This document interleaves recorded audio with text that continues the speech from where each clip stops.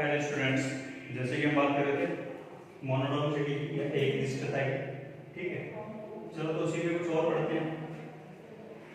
तो कुछ नोट है वो लिखते जाना। पहला नोट क्या बोल रहा है कि कुछ हम टर्मिनोलॉजी, जैसे मैं पहले बोलूँ कि स्टेशनरी पॉइंट, स्टेशनरी पॉइंट क्या होता है, ठीक है। तो स्टेशनरी पॉइंट या स्थितिक बिंदु का मतलब है स्लोप ऑफ टेंजेंट, कि भाई स्पर्श रेखा की जो स्लोप है, जो परवलता है या ढाल है, वो क्या हो जानी चाहिए, 0 हो जानी चाहिए। दूसरे क्या आते हैं क्रिटिकल पॉइंट्स, क्रिटिकल पॉइंट की भी क्रिटिकल पॉइंट क्या है, ठीक है। तो क्रिटिकल पॉइंट का अपने को थोड़ा सा चेंज है कि स्लोप ऑफ टेंजेंट या तो 0 होना चाहिए या फिर क्या होना चाहिए, और अनडिफाइंड। जिस बिंदु पर क्या हो रही है टेंजेंट या तो 0 आ रही है या फिर अनडिफाइंड हो रही है, ठीक है। थोड़ा सा लॉजिकल चीज याद रखना है अपने को कि क्रिटिकल पॉइंट क्या होता है, स्टेशनरी पॉइंट क्या होता है, ठीक है। चलो कुछ आगे बढ़ते हैं। तीसरा पॉइंट ये है कि किसी कोई फंक्शन है वो किसी इंटरवल में क्या हो, इंक्रीज हो।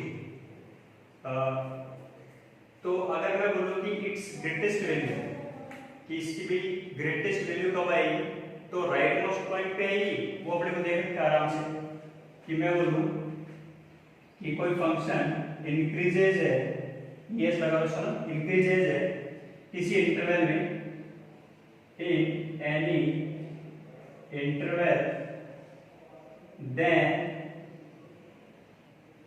इट्स ग्रेटेस्ट वैल्यू क्या होगी, at the right most point, at the right most point of that interval. भाई जो भी इंटरवल गिवन था उसके राइट मोस्ट पॉइंट पे क्या हो जाएगी, ग्रेटेस्ट वैल्यू। फिर मैं ऐसे बोल सकता हूँ कि इसकी लीस्ट वैल्यू कब होगी, and its least value at the leftmost point of that interval,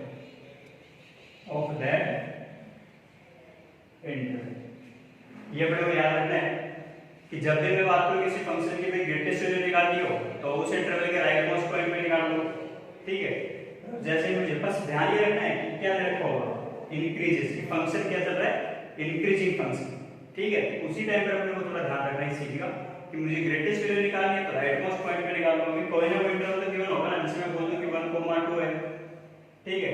फिर वो अपने पास कोई फंक्शन दे दिया जैसे y उसको x दे दिया, ठीक है। फिर मैं बोलूं कि हाँ इसमें भी ग्रेटेस्ट वैल्यू कहां पर होगी और लिस्ट वैल्यू कहां पर होगी, तो तुम आराम से बता सकते हो। राइट मोस्ट पॉइंट पे ग्रेटेस्ट वैल्यू आएगी, लेफ्ट मोस्ट पॉइंट पे लिस्ट वैल्यू आएगी, ठीक है। चलो बस ध्यान रखना है कि फंक्शन कैसा होना चाहिए, इंक्रीजिंग होना चाहिए, ठीक है। चलो ऐसे अपन आगे वाली बात करते हैं कि जैसे मैं बोलूं कि आपको कोई इक्वलिटी प्रूव करनी है,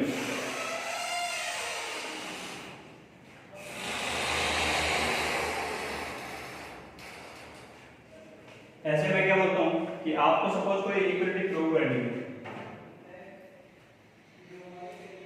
तो फोर्थ पॉइंट लिखना है।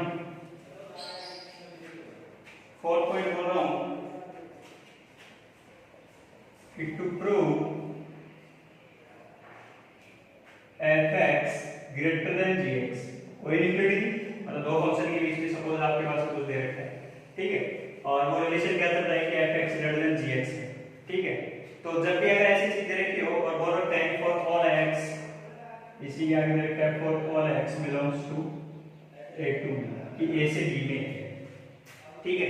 तब तो ध्यान देने वाली चीज क्या है कि भाई ये जो सिद्ध करना है इसको सिद्ध कैसे करो, इसको प्रूव कैसे करो, ठीक है। तो आपको सबसे पहला काम क्या करना है, जो भी gx दे रखा है उसको कहां लेके आओ, लेफ्ट हैंड साइड में ले आओ कि भाई f(x) माइनस का gx ग्रेटर देन 0।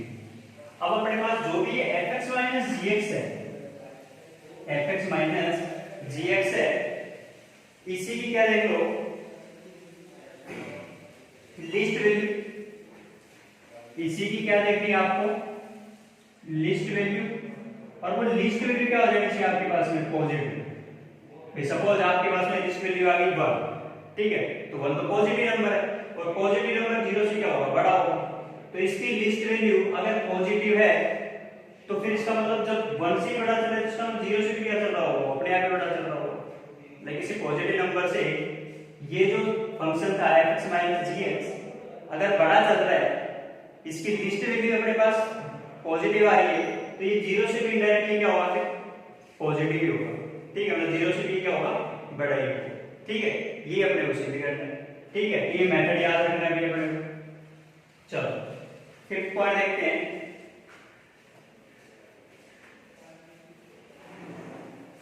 कि यदि कोई इक्विलिटी है और उसमें सिमेट्रिक एक्सप्रेशन आ गया, यदि कोई भी आपके पास में इक्विलिटी थी और उसमें सिमेट्रिक एक्सप्रेशन चल रहा है, जैसे ही अपने पास अभी जो देखा है वैसे, ठीक है, सिर्फ लॉजिक समझा रहा हूं कि वो कैसे हो सकता है। कि सपोज मेरे पास एक्स स्क्वायर आ गया, इधर भी एक्स स्क्वायर आ गया, बस कंडीशन क्या बन गई आपके पास में, ऐसा कुछ कि x1 का स्क्वायर ग्रेटर देन x2 का स्क्वायर, ठीक है। तो आपको भी करना क्या था, बस वही इंपॉर्टेंट है कि ये दोनों सिमेट्रिक चल रहे हैं, चल रहे हैं। क्यों, क्योंकि ये अपने पास सिर्फ फंक्शन ऑफ x क्या चल रहा था, यहाँ पे x स्क्वायर ही चल रहा है। कि अगर मैं fx बोलूं तो वो fx क्या चल रहा था, x स्क्वायर, उसी में मैंने क्या पुट किया, f of x1 पुट किया तो x1 का square, function of x2 put किया तो x2 का स्क्वायर। तो अपने पास इनडायरेक्ट वे में तो देखें तो दोनों फंक्शन चल रहे हैं, ये fx सपोज इसको gx बोलो, बस पुट किया कि आपने x की जगह x1 या x2। तो जब भी सिमेट्रिक एक्सप्रेशन दिखे आपको क्या करना है,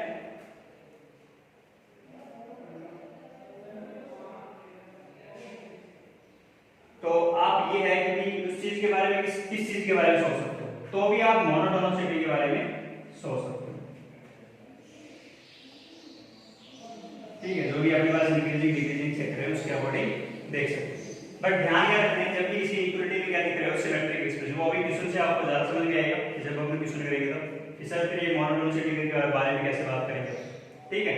तो जब भी अपने पास एक प्रूव करने वाली चीज हो तो एक दिमाग में एक चीज ये रखनी है अपने को, दूसरी ये रखनी है अपने को, सिमेट्रिक एक्सप्रेशन हो तो सर हम क्या सोच सकते हैं, ठीक है। चलो अब क्वेश्चन करते हैं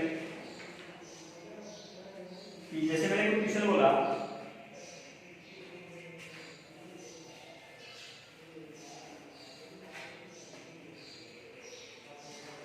क्वेश्चन है value if x1 greater than x2 then prove that x1 minus tan inverse x1 greater than x2 minus tan inverse x2, ये दे रखा है, ठीक है। अब मैंने बोला कि मुझे ये इक्विलिटी प्रूव करनी है, तो इस इक्विलिटी को प्रूव कैसे करूंगा, ठीक है। तो पहला काम तो क्या करना है आपको कि जो गिवन एक्सप्रेशन है दोनों साइड में वो क्या सिमेट्रिक है, सिमेट्रिक है तो ये आपके पास में वो फंक्शन क्या हो सकता है जो दोनों में सिर्फ x की जगह x1 और x की जगह x2 पुट करने पे आ रहा हो। तो सीधी सी बात क्या दिख रही है यहाँ कि अगर मैं फंक्शन दोनों में कंपैरिजन करता हूँ, यहाँ पे x1 है यहाँ पे x1 है, इसी की जगह क्या आ गया x2 आ गया, x2 आ गया, बीच में माइनस टू माइनस की, ठीक है। तो पहले क्या किया मैंने कि फंक्शन ऑफ x क्या बढ़ गया x माइनस tan इनवर्स, ठीक है। अब मैंने बोला कि मोनोटोनिसिटी से कैसे सोचेंगे हम, तो मोनोटोनिसिटी में अपन क्या देखते हैं, इंक्रीजिंग डिक्रीजिंग वाली चीज देखते हैं। चलो करके देखते हैं कि function of x minus tan inverse x है, तो f डैश x की f डैश x का मतलब ये कितना हो गया 1 हो गया, माइनस tan इनवर्स x कितना हो गया 1 upon 1 plus x square, simplify करो 1 plus x square minus 1 upon में 1 प्लस x स्क्वायर, ये 1 से 1 क्या हो गया कैंसिल हो गया, आपके पास में बच गया x square upon 1 plus x square, ठीक है। अच्छा अब क्या दिख रहा है, अब x की जो भी वैल्यू लोगे आप, ठीक है, वहां पर ये फंक्शन क्या है जो f डैश x है, ठीक है, वो हमेशा क्या दिख रहा है आपको ग्रेटर देन इक्वल्स टू 0, और x का एक डिस्क्रीट पॉइंट भी है। मैंने बोला था कि वो याद रखना है अपने को, जो नोट बोला था मेरे पीछे अभी अभी इससे जस्ट पिछले वाले लेक्चर में भी बोला था कि आपको ये वाली चीज याद रखनी है कि कंडीशन आपके पास में f dash x greater than equals to 0 and क्या होना चाहिए अगर f dash x equals to 0। तो ये तो हमें डिस्क्रीट पॉइंट देता है ना, अलग अलग वैल्यू देता है, ठीक है। चलो तो उसी से हमने क्या किया कि सर ये दोनों चीज पॉसिबल हो रही है यहाँ, वो एक डिस्क्रीट पॉइंट आ रहा है कहां पर आ रहा है इसमें, अगर इस वाले के अकॉर्डिंग देखें तो x बराबर 0 दिख रहा है, सही है। चलो तो आपको क्या बोलना था कि x1 ग्रेटर देन x2 है, तो ये जो f डैश x था वो ग्रेटर देन इक्वल्स टू 0 आ चुका और f dash x equals to 0 भी दिख रहा है, तो ये फिर फंक्शन कैसा होगा, उसको फंक्शन को क्या बोलेंगे, then function strictly increasing. Function कैसा है, स्ट्रिक्टली इंक्रीजिंग। जब फंक्शन स्ट्रिक्टली इंक्रीजिंग है तो फिर तो अपना आराम से बोल सकते हैं कि if x1 greater than x2 then function of x1 greater than function of x2। अब जो बेसिक कांसेप्ट हमने पढ़ा था, जहां से हमने स्टार्टिंग की, बस वही चीज लिख दी थी अपने कि x1 greater than x2 है, then function of x1 greater than क्या होगा, function of x2। अगर ऐसा है तो function of x1 क्या दिख रहा है अभी आपको, function of x1 ये दिख रहा था कि x1 minus tan inverse x1 greater than function of x2 कितना चला था, ये x2 minus tan inverse x2। ये हमें क्या करना था, प्रूव करना था, hence proof। तो मतलब आपको सिर्फ बेसिक वाले कंसेप्ट ही दिमाग में रखने हैं, ज्यादा अपने को नहीं सोचना है। सोचना क्या था अपने को कि क्या इस इनइक्वालिटी को मोनोटोनिसिटी से या एक अदिश के साथ से सिद्ध कर सकता हूं, ठीक है। चलो एक और क्वेश्चन करते हैं। अब वो एक और क्वेश्चन क्या बोलता है देखो,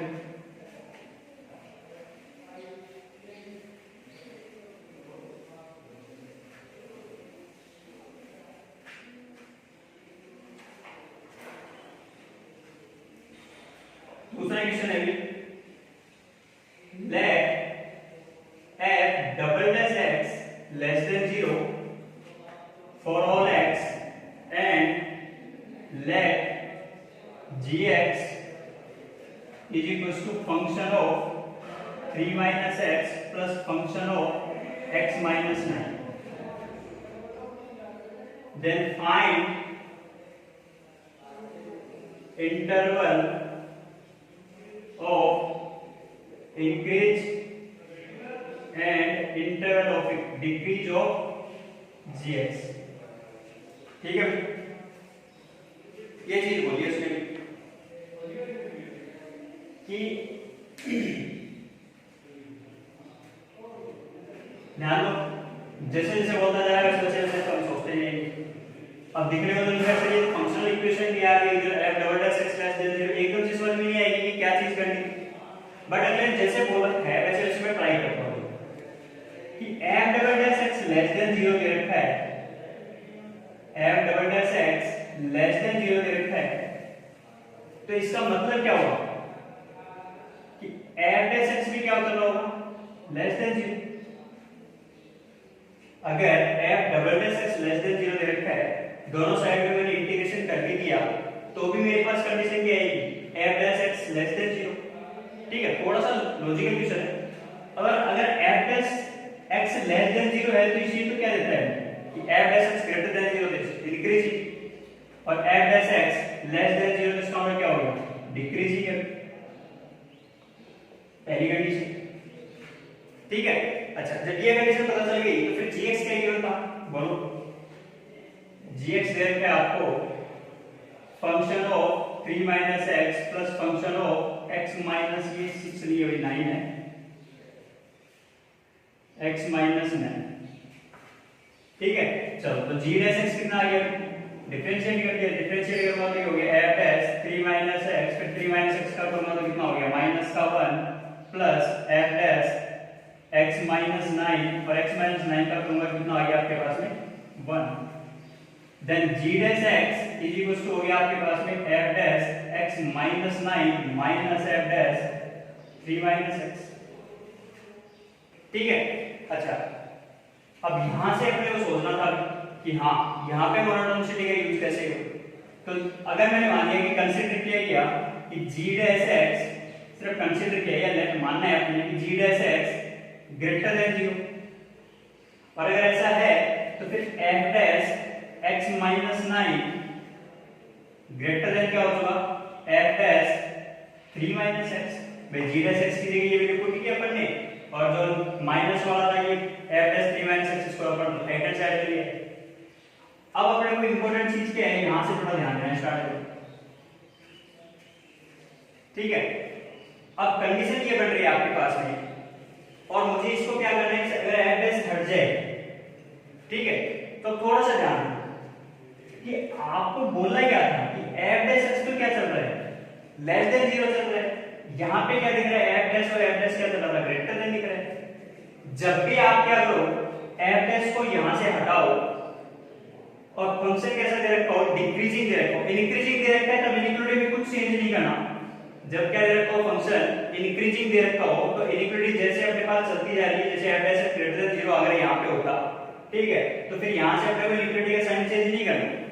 बट अपने पास फंक्शन तो डिक्रीजिंग है, इंक्रीजिंग होता तो मैं कुछ चेंज नहीं करता, बट यहां पर अपने पास फंक्शन कैसा दे रखा है, डिक्रीजिंग दे रखा है, तो फिर इनइक्वालिटी का साइन क्या हो जाएगा, चेंज हो जाएगा।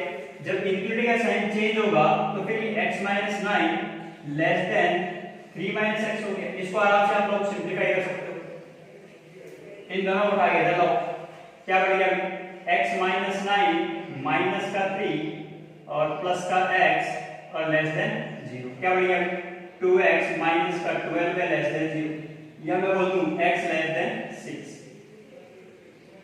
सही है, ये अपने पास इंटरवल आएगा, ये अपने पास क्या आ गया, कोई इंटरवल आ गया 6 से छोटे। अब यहीं पे मुझे क्या चेक करना है, अगले ने क्या बोला था, अगले ने तो ये बोल रखा है कि gx की क्या बताओ आप, इंटरवल ऑफ इंक्रीज और इंटरवल ऑफ डिक्रीज बताओ। तो फिर मुझे क्या करना पड़ेगा कि gx का देख साइन देखना पड़ेगा कि sign of g dash x, यही चेक करना है मुझे कि sign of g dash x कितना है।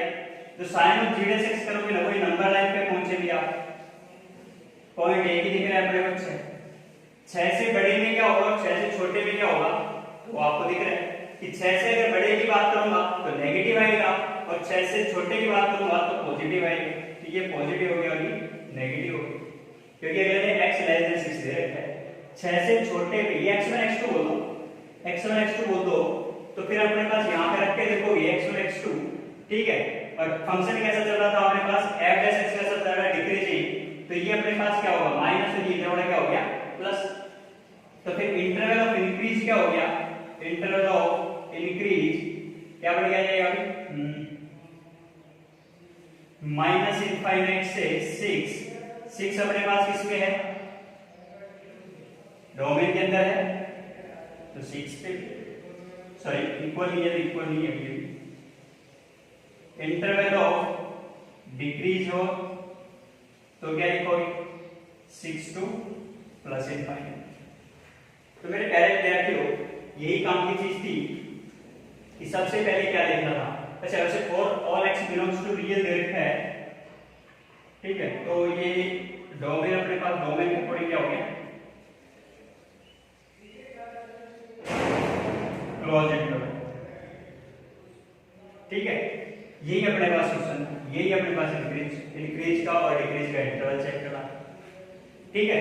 चलो क्वेश्चन थोड़ा लॉजिकल है, रिमाइंड करके दोबारा देख लेना, ठीक है, क्योंकि एकदम से समझ में नहीं आएगा कि सर ये ऐसे कैसे हो गया। और सबसे ज्यादा चीज तो ये वाली दिक्कत करेंगे आपको कि ये सर ये प्लस और ये माइनस क्यों हुआ है, ठीक है। तो प्लस और माइनस का रिवाइज करना, मैंने क्या बोला है, मैंने बोला है कि f dash x decreasing function है, ठीक है। तो 6 से अगले ने पहले पढ़ा है, 6 से छोटे में बात करूं तो नेगेटिव वैल्यू, जो 6 से बड़े में बात करूं, ठीक है, तो 6 से छोटे में बात करूं तो अपने पास क्या आएगा, प्लस का आएगा, और 6 से, क्योंकि डिक्रीजिंग फंक्शन है ना, अगर मैं डिक्रीजिंग फंक्शन ऐसे बोलूंगा तो अपने पास ये वाली चीज, अगर ऊपर बात की तो मेरे ये पास क्या आएगा, प्लस का आएगा, और जब डिक्रीज हो रहा है फंक्शन, ये पूरा नहीं, जब फंक्शन क्या हो रहा हो, डिक्रीज हो रहा हो, तो 6 से बड़े में तो क्या दिखेगा आपको, पॉजिटिव, और 6 से छोटे में क्या दिखेगा आपको, नेगेटिव, ठीक है। चलो नेक्स्ट वाले क्वेश्चन की बात करते हैं।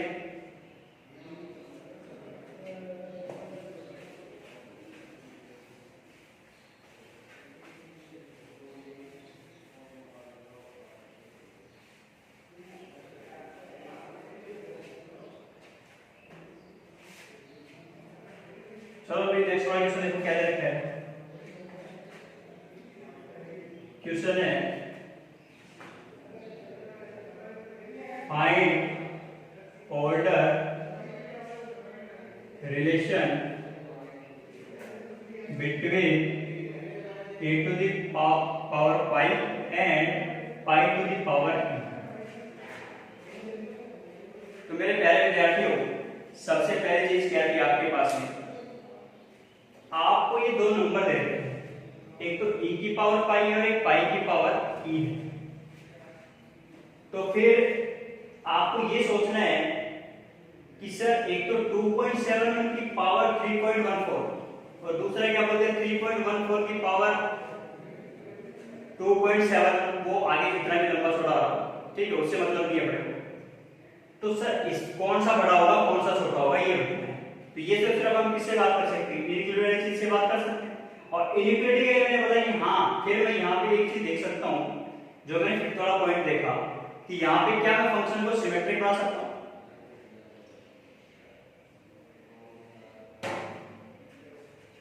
चलो देखो सॉल्यूशन देखते हैं कि e की पावर पाई और एक करके अपने को पाई की पावर।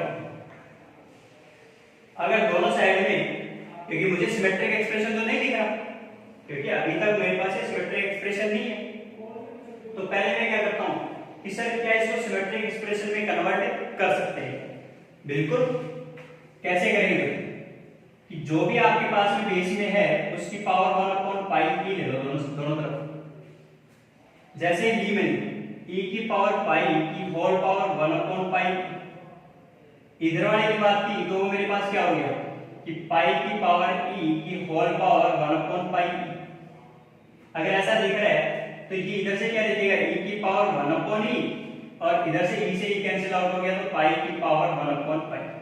अब मेरे प्यारे विद्यार्थियों, आपको दिख रहा होगा अगर मैं e को रिप्लेस करके या पाई को रिप्लेस करके x रखता हूं तो x की जगह तो e है या x की जगह तो पाई है, तो अपने को अपने आप दिख रहा है कि सर हाँ, यहां से मैं ये बोल सकता हूं कि fx = x की पावर 1/x है, क्योंकि दोनों एक्सप्रेशन क्या हो चुकी है अब सिमेट्रिक।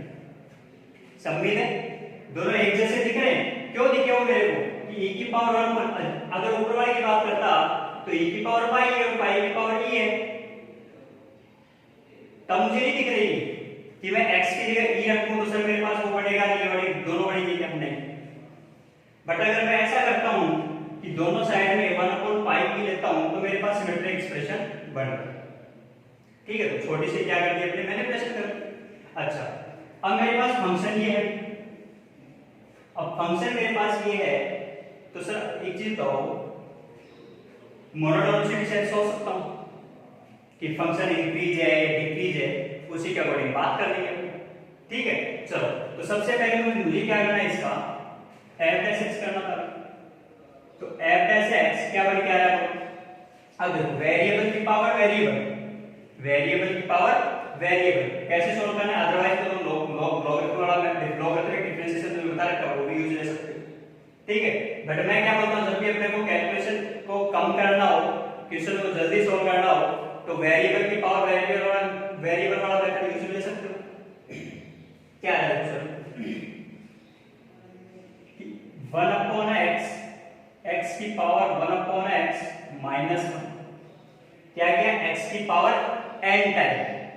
अब दूसरा प्लस, दूसरा क्या यूज ले सकता हूं a की पावर x टाइम। a की पावर x में तो क्या होगा सर x की पावर 1/x से देगा, फिर ln क्या आ जाएगा x आ जाएगा, जो भी बेस था।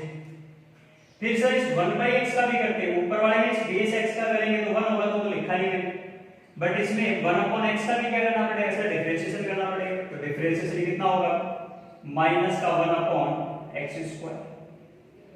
अब थोड़ा सिंपलीफाई कर लो इसको कि x की पावर क्या बढ़ेगी -1, इधर x की पावर कितनी चल रही है 1/x -1 प्लस यहां से देखो कि x की पावर 1/x दिख रही है और माइनस बीच में आ गया।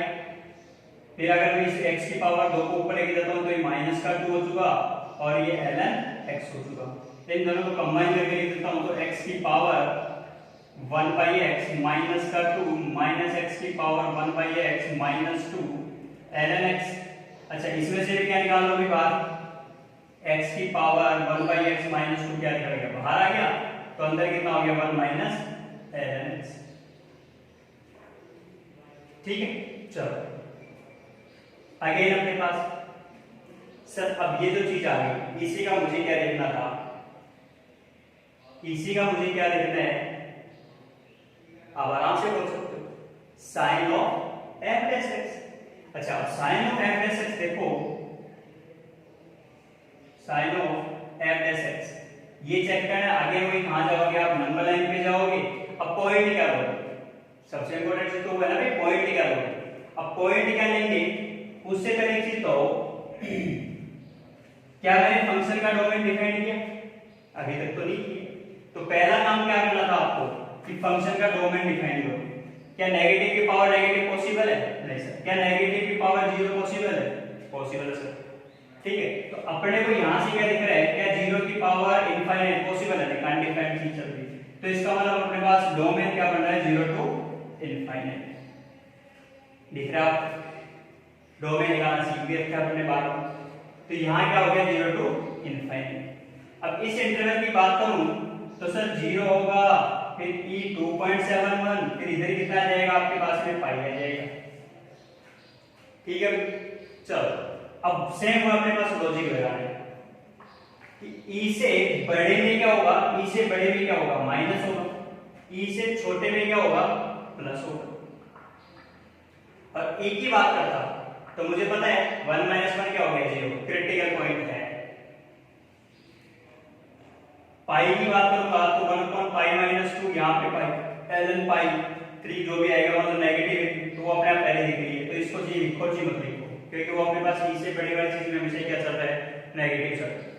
ठीक है, अच्छा तो मेरे पास रिलेशन क्या होगा, अब ये सपोज आपके पास में x1 है और ये सपोज आपके पास में x2 है।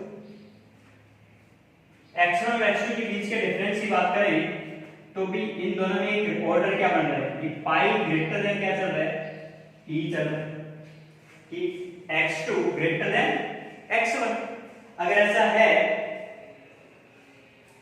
तो जो भी गिवन फंक्शन था सोच के देखना थोड़ा सा कि वो इंक्रीजिंग है कि डिक्रीजिंग है, कि वो इंक्रीजिंग है या डिक्रीजिंग है। तो ये मेरे को कैसा फंक्शन दिख रहा है, e से पाई के बीच में क्या हो रहा है, डिक्रीज हो रहा है। ठीक है, तो पाई ग्रेटर देन e, तो इसका मतलब e से पाई में क्या, अपने को 0 में नहीं देखना, अपने को इन दोनों के बीच में रिलेशन निकालना था। तो e से पाई के बीच में फंक्शन कैसा है, डिक्रीजिंग है। डिक्रीजिंग है तो फिर f of pi greater than sorry less than f of e हो गया।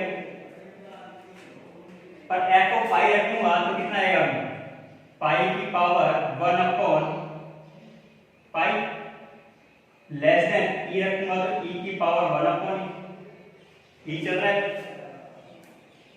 अब दोनों साइड में मैं वापस क्या कर सकता हूं, जो मैंने यहां पे सोचा था सेम वही चीज यहां पे सोच रही हूं। क्या कर देंगे, यहां से थोड़ा कर लेते हैं, क्या कर रहे हैं कि पाई की पावर 1 अपॉन पाई लेस देन e की पावर 1 अपॉन e, वही मैंने पावर क्या ले लिया, पाई की ले लिया। तो क्या हो गया, पाई की पावर 1 अपॉन पाई की whole power pi e less than e की पावर 1 अपॉन e की whole power pi e। Pi से पाई कैंसिल, पाई की पावर e हो चुका लेस देन e की पावर पाई e। ये बन गया कैसे, पाई की power e less than e की पावर पाई, मतलब e की पावर पाई क्या होगा, बड़ा होगा, और पाई की पावर e क्या होगा, छोटा होगा। यही मुझे उन दोनों के बीच का एक रिलेशन बताना। ठीक है, तो मेरे प्यारे विद्यार्थियों, क्वेश्चंस को कैसे सोल्व करना है उससे पहले मुझे उसके बारे में सोचूंगा कैसे, बहुत ज्यादा इंपॉर्टेंट है। देखने को कोई सिमेट्रिक दिख नहीं रहा कि e की पावर पाई, पाई की पावर e, बट पहले मैंने क्या बनाया, जैसे 2 की पावर 3, 3 की पावर 2। अब कौन बड़ा है वो तो तुम आराम से बता सकते हो। ठीक है, ये 2 की पावर 3 तो 8 हो गया, 3 की पावर 2 और होगा तो कितना हो गया, 9 हो गया। तो वो तुम चीजें आराम से बता सकते हो। बट यहाँ पे अपने पास क्या चल रहा था कि 2 पॉइंट कुछ, 3 पॉइंट कुछ, फिर 2 पॉइंट कुछ की पावर 3 पॉइंट कुछ और 3 पॉइंट कुछ की पावर 2 पॉइंट कुछ। ठीक है, तो उस टाइम पर अपने को ये चीज सोचनी पड़ेगी और उसको उसमें क्या लॉजिक लगा सकते हैं, क्या अप्रोच कर सकते हैं, वो क्या था मोनोटोनिसिटी। ठीक है, चलो ऐसे ही कुछ और क्वेश्चन करेंगे नेक्स्ट वाले लेक्चर में, तो इस टाइप के क्वेश्चन आप जरूर देखना। ठीक है, थैंक यू वेरी मच।